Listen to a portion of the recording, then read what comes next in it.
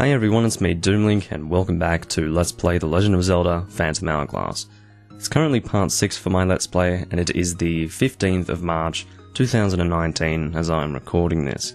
Now as you can see, because we have completed the first dungeon, it does actually show on our character log here that we do have a red fairy, who is of course the spirit of power or whatever, that we did receive from killing Blaz Master of Fire, who was the boss of the first dungeon. As you can see, we are once again getting this introduction. I don't think this happens all the time. I remember this being sort of, occasional, but this is the second time in a row I've loaded it and this has appeared, so maybe it happens more often than I remember. But anyway, I can tell you that the image on the television, which is probably the image you're seeing versus what I have on my gamepad, the image on the television is a lot more purpley, whereas the one on the gamepad's a bit more bluey, but anyway, we're back here in-game, which is very nice, because once again I am having a lot of fun recording this Let's Play. It's just good to be back in this game in general, because I do really, really like this game.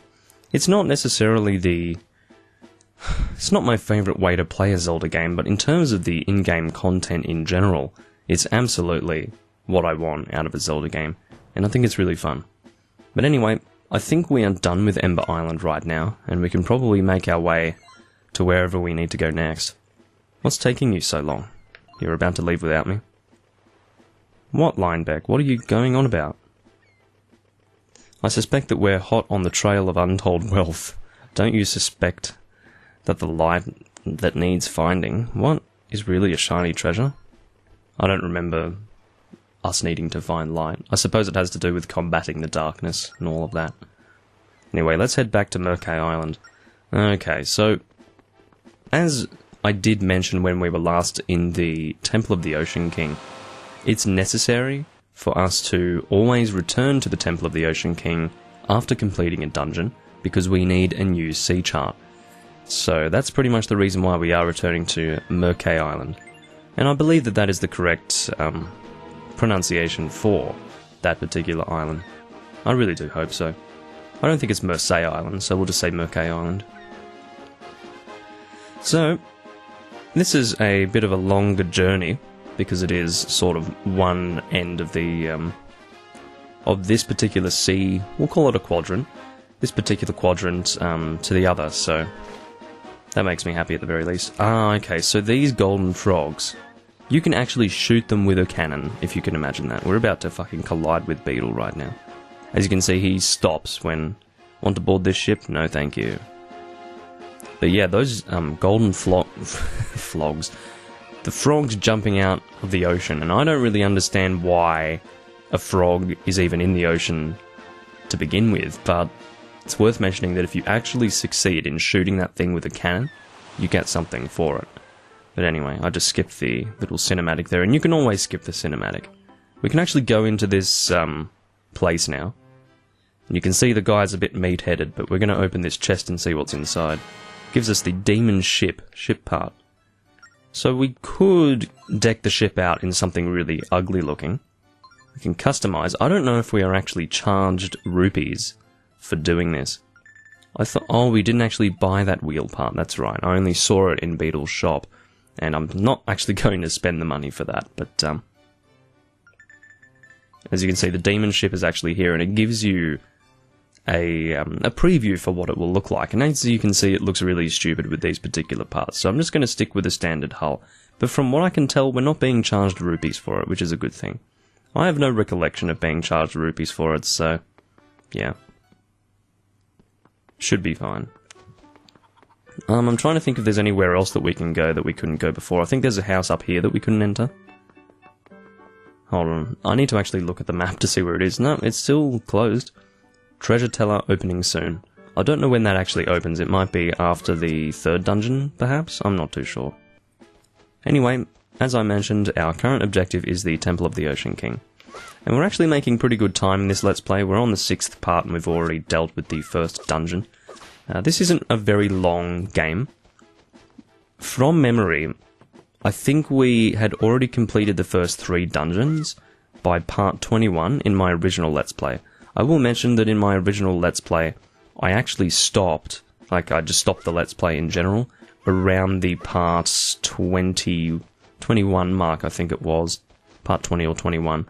When I was, and I'm not going to say where I was because that might spoil it for some of you who perhaps don't want to be told about the different places that you go in this game. But, yeah. I did stop around that point. He doesn't want us to waste our energy. How nice of him. Don't forget that this cursed temple can suck the life out of you. I know we have to search for clues to find the ship, or... Did I even read that correctly? I don't know. But we need some kind of strategy. Just don't end up like this.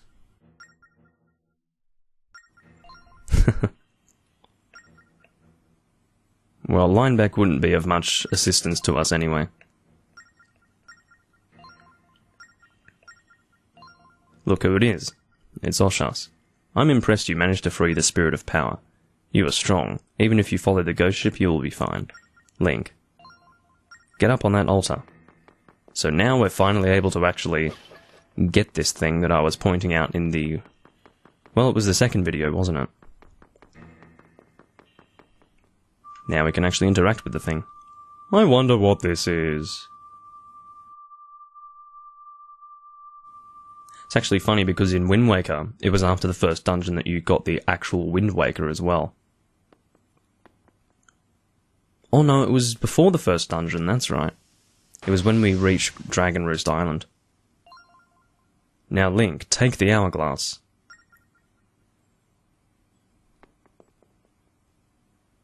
And when he touches it with his extremely low resolution hand, all of the sand enters the hourglass. And that is probably the most intense acquisition screen in the entirety of the Zelda series. Link spins around on the spot like crazy, and then it's like, whoa, look at what you got. In Wind Waker, it's just a normal item when you get the actual Wind Waker itself, but anyway. This game's a little bit more comedic, just generally. You now hold the legendary Phantom Hourglass, Link. As long as you carry it, this temple cannot drain the life from you. Woohoo! As long as we have this, we can search for clues for the spirit. However, I'm angry now. You are only safe as long as sand remains in the top of the Phantom Hourglass. When all the sand has drained to the bottom, your life too will be drained. It's an hourglass. Can't you just flip it over again? No. Once the sand of hours has drained, its power is lost. It needs the light of the sun to restore its mystical power. Ah, I get it. So we have to go outside the temple again. See, I'm glad that they addressed that possible plot hole. Because, you know, that's an obvious one. Can't you just turn it over again? No, you cannot. At least not until you've gone outside. So it's called Sand of Hours, and we get more and more sand with every single level that we complete. And then I think that just gives us more time overall. So therefore, you are timed. I guess this is the only Zelda game, apart from Majora's Mask, where you're timed when it comes to doing things.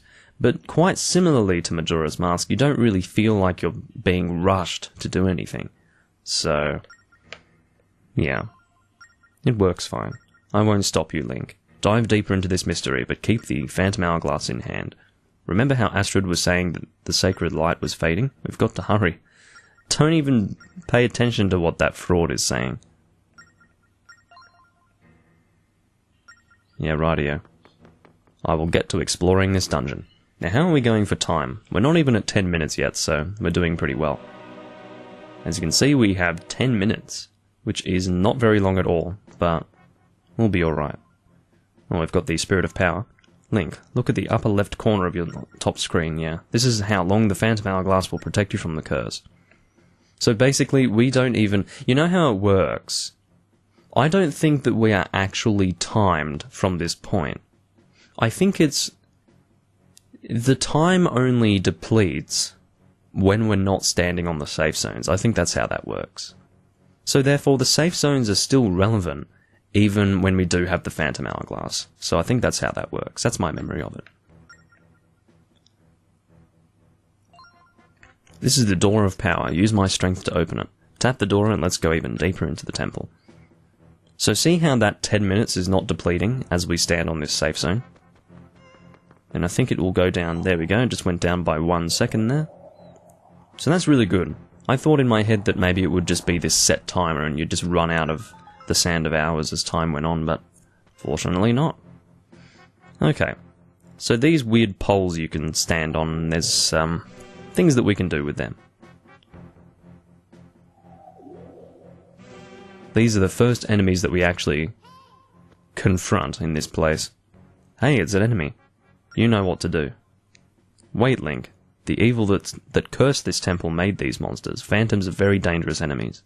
Their armor is nearly impenetrable, and they strike very hard. Does that mean you can't defeat them? There has to be a way. Well, all you can do is sneak by the Phantoms so they don't see you. You can watch their movements on your map. This is where the Phantoms are.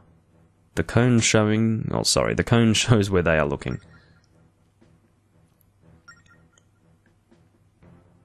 You don't have to... it's kind of like in Wind Waker when you're sneaking around the moblins. It's only earlier on when you need to do that. When you actually return to the Forsaken Fortress later, you can just attack them as normal. At least that's my memory of it. I could be wrong, actually. So basically, the Phantoms can't actually see you when you're on the safe zones. It's only when you are outside of those safe zones where they are a risk to you. So if one of them starts chasing after you, you just have to go into the safe zone. If they do catch up to you, it's a little bit different to Wind Waker with the Moblins. If the Moblins do spot you when you're first in the Forsaken Fortress in Wind Waker, you just get sent to jail and that's it. Here, if they do spot you, you are definitely at risk, but that's not the end of everything when they do see you. You can run and get to a safe zone. So I won't let a Phantom see me, if I can avoid it. So if you do need hints as we go through, you can go and talk to the skeletons if you want.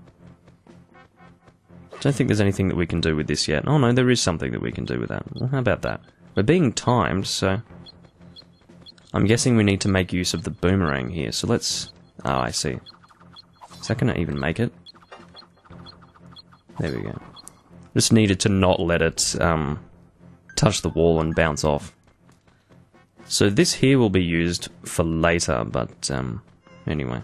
I'm going to watch to see where the Phantom is. I think the Phantom will continue up there, and then we can go to this safe zone. So of course, because we're having... he is attracted to sound. See how he comes right up to us but can't see us? That's an ample demonstration of the fact that he can't actually see us at this point. So once he passes us here, and this is why we have a safe zone here, it's so that we're not wasting our Sand of Hours as we do this. But once he passes us, we'll just go up. And... I don't... okay, so that opens that door, which gives us access to a key. This is a portable safe zone, so we can actually pick these up. So I'm going to actually drop it right there. It's probably not even necessary, you know, but I'm going to make use of it anyway. It actually makes us invisible right here, so... hopefully he doesn't walk into us and actually push us off this safe zone. I didn't even consider that. We're about to see if that's what happens. Nope. Well, check that out. Eek, you've been spotted. Quick, run to a safe zone. He's not very fast. The thing is, you have different levels of difficulty when it comes to these guys. At the first level here, I'm going to consider this to be the first level, not the previous one. This is the first level where you're actually having to, you know, deal with the... I guess the way the Temple of the Ocean King works. In this first level here, these guys are really easy to deal with, so... gonna hit that. Just alerted this guy and he's seen me now, but that's alright, we'll just stand here. As you can see, when one sees you, it puts all of them on alert. So yeah. We'll go open this. And I don't know how much we need to do here before we've finished our job. Maybe it's 2 levels each time. I'm not sure. Maybe it's 2, 3, I don't know. Now this guy is looking around to try and spot us. So what we can do here is just pull that, I would say that we have plenty of time to do this. There's another one here. There's a key. Let's continue this way. Uh-oh. This is dangerous. Going to maybe carry this with me just in case. Now, where is the... Yeah, relax. Where the hell? Because I need to look for something that's going to change the colour of the, well, the blocks. See this here? I need to find something that's blue. Is that it in there? I'm trying to see it. Ah, this is probably it right here. Oh no, just gives us access to this. Fair enough. Heart, in case we need it. Nothing in here. Huh. Oh, right. So, I guess if we do this, that will be a good thing. Now, this phantom's coming after us now. I think if we stand in here, we'll be safe from him, because it's technically outside of his field of vision. If we're not safe here, then that's going to be a problem, because we're literally backed up into a corner. We'll see if we are safe from the guy. Yeah, we're outside his field of vision, which is good. We need to... Okay. So we can take that portable safe zone if we want, but I don't think it's necessary. So we need to stay standing on this switch, otherwise it will stop working, actually. We'll go and grab the key that way. You can see that there's a crack in the wall, but we don't have access to bombs right now, so... Well, let's... I was going to try and grab the portable safe zone to make things faster, but it didn't really work out for us. Anyway. As you can see, we have 7 minutes and 17 seconds left when not standing on the safe zones, but seriously, I think I'm going to have plenty of time.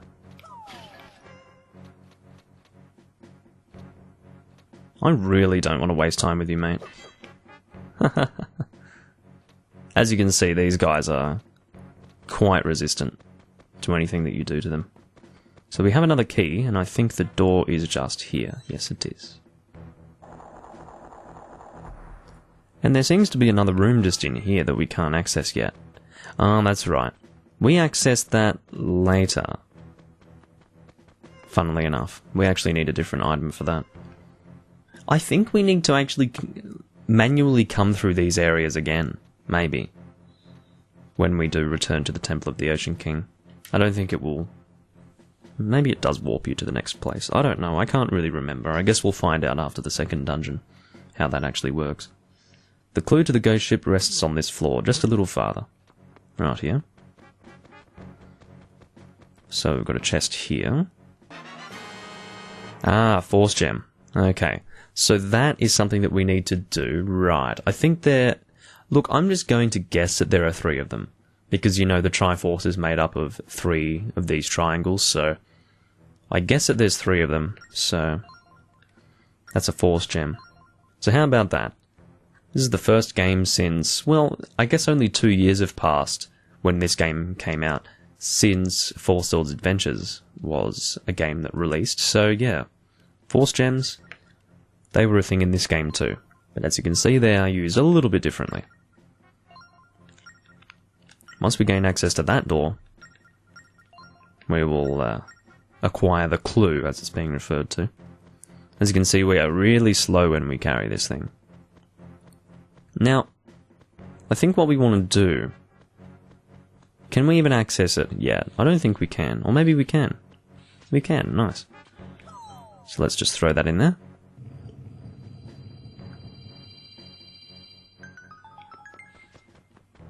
So we're actually given the exact amount of time that we need, really, to be able to get through this place. Because we've only got 6 minutes and 28 seconds left. And to be honest... Oh god, this is a bit dangerous. If I stand in here, I should be alright. Right, let's... there we go. So I think we need to use the boomerang to take the key off that guy. I don't know. Ah, I see. Very nice. So we're going to wait for this guy to walk right where the pitfall is. There we go. And now he's pretty much dead. Let's go open this. What's in here? Another force gem. Nice. It's a little bit dangerous to do this, but I'm going to do it anyway. Ooh, still managed to hit me. We can pick up the key yet. I mean, this force gem isn't dropping on our head, don't worry. Oh, never mind, it did drop on our head, technically. Damn it. We're losing a full heart of health when we do that. I need hearts very soon. I would like to not die here. Alright, there should be hearts just here. Or a heart. Whatever works, man. Whatever works. Ooh. I think I just found what we needed to find. Just by chance, of course. So what's that going to do? Oh. Well, that's fair enough. As you can see, there are things here that we can't really do anything with until we have items in later games. Sorry, in later parts of the game. So we have this eye here, which obviously requires the bow. We have this here, which requires something that I'm not going to mention. And then, wait, we have a key, so we can open this door here. And then you can see the chest for the final force gem is present there. So it's just a matter now of physically taking the thing to where it needs to go, and then we will be done. Once again, it's more or less the first proper run-through with the Temple of the Ocean King, so it's rather quick, rather easy. Only takes us about 5 minutes. Well, it wouldn't have been 5 minutes in total. I was doing that based on the amount of time that had passed through the Phantom Hourglass, but seriously, that definitely isn't the correct amount of time, because that's the amount of time we spent when not on a safe zone. Anyway, you can see that this is the next door that we need to open. But for now, there's no fog in this room. Look, the hourglass has stopped and your life force isn't being drained. This place isn't cursed yet. I think we can finally relax. So that is an exit point. What's this for? Ah, so that gives you more time to the hourglass. There you go. And I don't know if that carries over or what. As you can see, we got a sea chart. It is the northwestern sea chart.